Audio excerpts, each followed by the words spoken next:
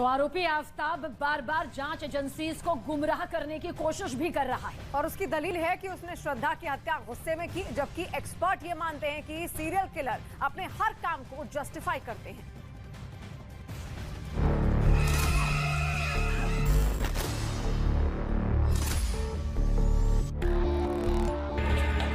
श्रद्धा murder case में भी आरोपी आफताब बार बार यही दलील दे रहा है कि उसने श्रद्धा का मर्डर गुस्से और आवेश में किया। जो होते हैं सीरियस क्राइम्स, वो मनोविज्ञान और मनोचिकित्सा की स्थिति से संबंधित है। तो इसको कहते हैं क्रिमिनोलॉजी या फॉरेंसिक मेडिसिन और मनोविज्ञान मनोचिकित्सा का जो ओवरलैप है। जितनी जानकारी हम सबको अवेलेबल है, इसमें मुझे कोई संदेह नहीं है कि इस व्यक्ति की जो पर्सनालिटी है वो क्लासिकल साइकोपैथिक पर्सनालिटी प्रोफाइल है, जिसको आप कहते हैं anti social personality disorder.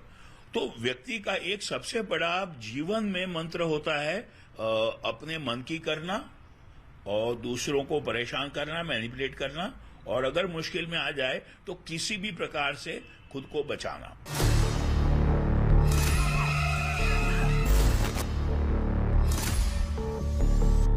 Expert की माने तो सीरियल किलर अपने हर एक्शन को जस्टिफाई करते हैं। ऐसा करने में वो गर्व महसूस करते हैं। कई बार तो वो शवों के साथ बीभत्स तरीका भी अपनाते हैं। लोगों को अलग समझे, जो मंद बुद्धित्व है, दिव्यांगजन है ना, मेंटल रिटार्डेशन, वो अलग समझे, और ये जो साइकोपैथिक पर्सनालिटी, इसको अलग समझे। इसका इलाज अभी भी मुश्किल है। एक्सपर्ट बताते हैं कि आपराधिक मानसिकता वाले लोगों का बिहेवियर आमतौर पर एंटी सोशल होता है। ऐसे लोग खुद को मासूम दिखाने के लिए घटनाओं को मैनिपुलेट करने में माहिर होते हैं। श्रद्धा मर्डर केस में भी आफताब पहले दिन से ही कत्ल की कहानी को मैनिपुलेट करने में लगा है, और शायद इसलिए वो अपने बयान बार बार बदल रहा है।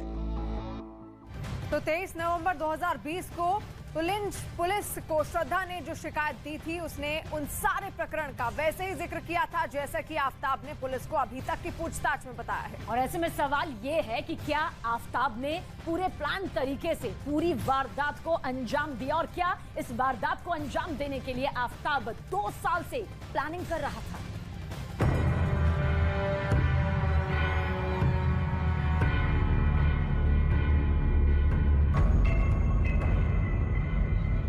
23 नवंबर 2020, 2 साल पहले की ये वो तारीख है जब श्रद्धा ने अपनी हत्या की तारीख लिख दी थी। अब ये इत्तेफाक ही है कि अभी तक आफताब ने जो कुछ भी पुलिस को बताया, वो पूरी घटना ऐसे ही घटी जैसे श्रद्धा ने 2 साल पहले पुलिस को दिए अपने शिकायत पत्र में लिखा था। श्रद्धा ने पुलिस को शिकायत तब दी थी जब आफताब उसके साथ लगातार मारपीट कर रहा था और गला दबाकर उसकी हत्या करने की धमकी भी दे चुका था।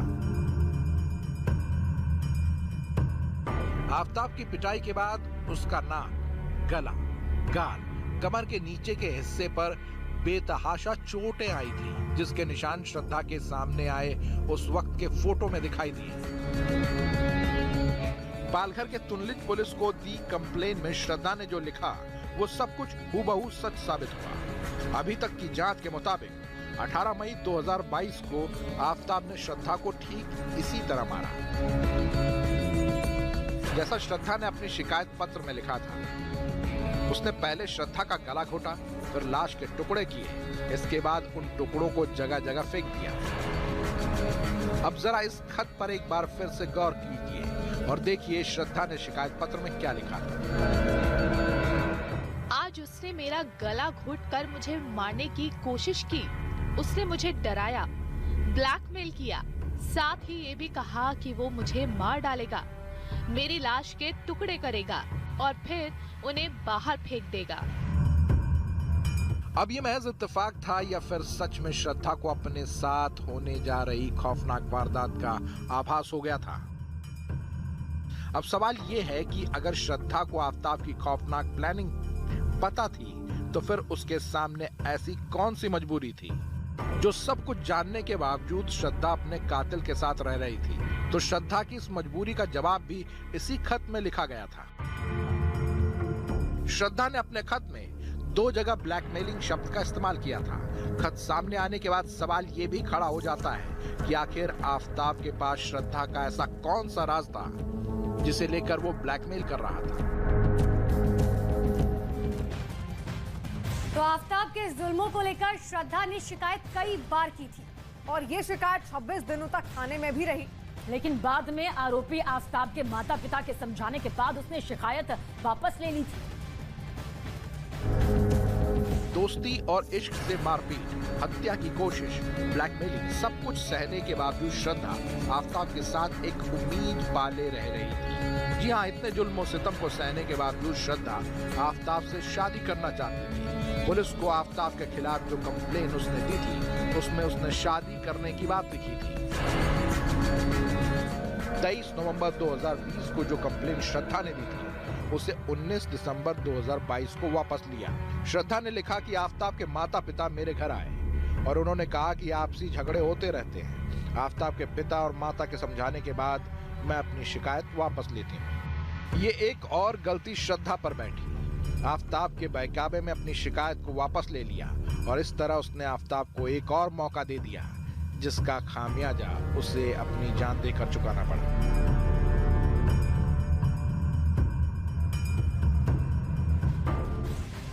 तो श्रद्धा मर्डर केस के जरिए पाकिस्तान भारत में माहौल बिगाड़ने में लगा हुआ है। सोशल मीडिया पर दरअसल श्रद्धा मर्डर केस का बड़े ही शातिराना तरीके से इसे पेश किया जा रहा है, जिससे लोगों की धार्मिक भावनाएं भड़की। भारत में भी एक खास वर्ग इसी काम में जुटा हुआ है। इसके अलावा एक्सपर्ट्स का ये दावा है कि सोशल मीडिया में माहिर आफताब ने इस तरीके से श्रद्धा के सोशल मीडिया का खुद ही इस्तेमाल करता रहा जिससे कि लोगों की नजरों में श्रद्धा को जिंदा रखा जा सके।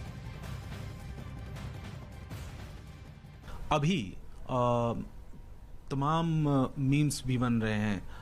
ये केस जैसे ही सुर्खियों में आया, लोगों की नज़रों में आया, उसके बाद सोशल मीडिया पर क्या क्या चीज़ें हो रही हैं श्रद्धा और आफताब को लेकर। देखिए, एक अजीब सा ट्रेंड देखने को मिला है कि कई सारे लोग इस पूरे प्रकरण का मजाक बना रहे हैं। बहुत लाइट और हास्यास्पद ट्वीट किए जा रहे हैं और मीम्स बनाए जा रहे हैं। इसमें जब एनालिसिस किया गया तो पता पड़ा कुछ नए फेसबुक पेजेस बने, कुछ नए ट्विटर हैंडल्स बने और वो लगातार ऐसे मीम्स को घुमा रहे हैं, प्रोलिफरेट कर रहे हैं। इसमें अधिकतर फॉलोअर पाकिस्तान से हैं पर काफ़ी सारे इंडिया से भी हैं।